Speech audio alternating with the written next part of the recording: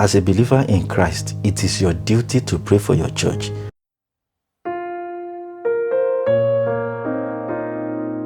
In our daily devotional today, I would like to talk to you about how to pray for your church effectively.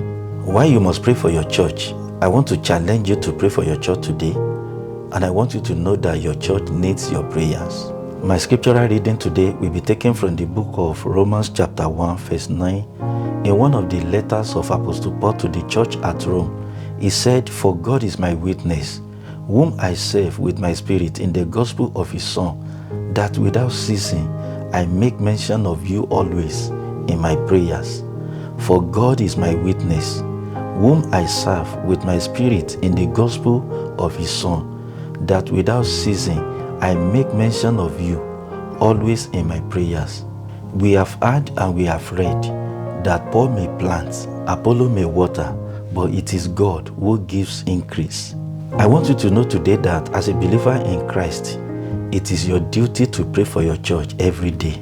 I want you to know that the church has been planted. The church has been established. Glory be to God. If it will grow and experience increase, you must water the church with your prayer. You must water it daily with your prayer.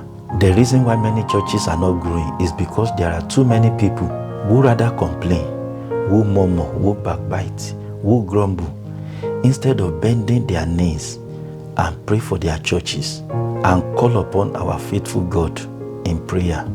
I would like to challenge you to be spending some minutes every day to pray for your church.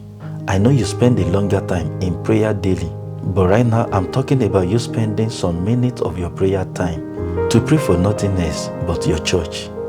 You can pray for your pastors, you can pray for the leaders, you can pray for the workers in the church. Pray for the senior pastor. You can pray for the souls to be saved. You can pray for the word of God to come unhindered. You can pray for signs and wonders. You can pray for breakthrough for all the members. You can pray for love and affection in the church among the brethren. You can pray for the souls to be comforted. Pray for the comfort to be established in their faith. You can pray for the prosperity of your church. Pray that the church may become a living light in the community. You can pray for the mission work of the church. You can pray that the word of the Lord will go forth from the church. I want to challenge you to do this daily. You can spend some minutes in your longer time of prayer to pray for your church. When you do that regularly, you know what will be the result? You will see your church growing powerfully. Your pastor will be walking in the anointing of the Holy Spirit, and your church will become a blessing. As a believer in Christ, it is your duty to pray for your church daily. In the prosperity of your church, you will prosper. I would like to read to you now the word of Apostle Paul to the church at Ephesus. In the book of Ephesians chapter 6, verse 18 to 19, he said to the church at Ephesus that pray at all times in the Spirit with every prayer and request, and stay alert in this with all perseverance and intercession for all the saints. Pray also for me, that the message may be given to me when I open my mouth to make known with boldness the mystery of the gospel. I would like to pray with you right now. Let's talk to the Almighty God, the head of the church. Let's bow our head in prayer. I'd like you to thank God for your church right now. Thank God for your pastor. Thank God for your leaders. Thank God for all the ministers in your church. Thank God for the leadership of the church, because the gate of hell will not prevail against it. Pray that your church will experience the visitation of God's glory from time to time. Pray that the God of glory will visit your church. Pray for your church to be experiencing God's glory, God's visitation from time to time. Pray that God will raise up faithful intercessors for your church to hold up the hand of your pastors and the senior pastor, like Aaron and Hur did for Moses. When Moses was on the mountain of the Lord, when he raised up his hand, the Bible told us that the children of Israel prevailed in the battle. But when his hand was coming down, Aaron and Hur held his hand and the children of Israel prevailed in the battle. Pray that God may raise up faithful intercessors for your church. I want you to pray that your church will begin to experience the greatness of God. Pray for your church to begin to experience great increase. Pray for your pastor that he may be a faithful minister of the Most High God. Pray for your pastor that she may be a faithful minister of the Most High God. Bring your prayer to a close. Give him praise, give him thanks for answering our prayers. Give him praise, give him thanks. Glorify his holy name. Father, Lord, I thank you for the people that have listened to your word today. I pray for their church. I pray for their pastors. I pray for their leaders.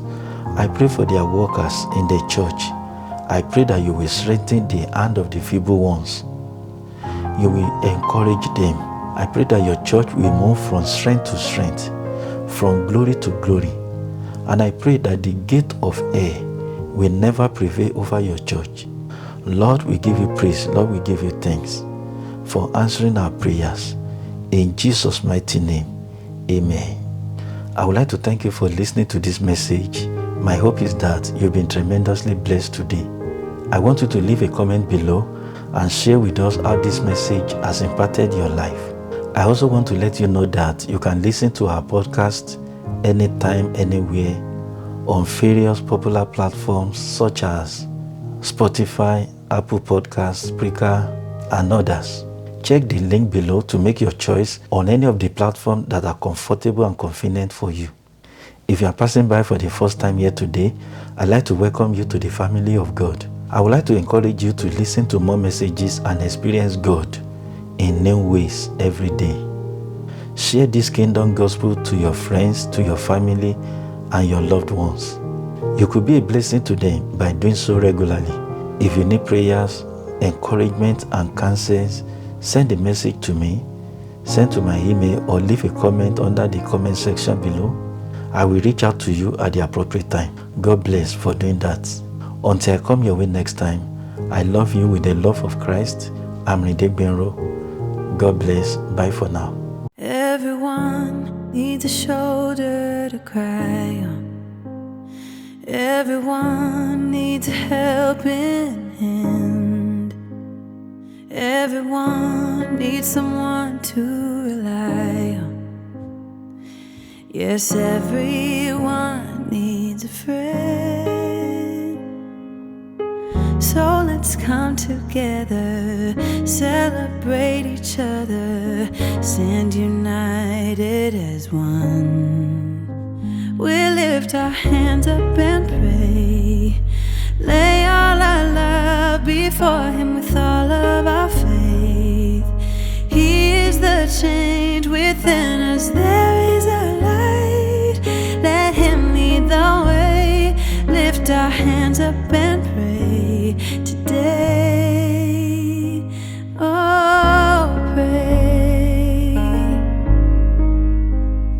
Everyone needs somebody to lean on. Everyone needs someone who cares. If we come together as one, help each other,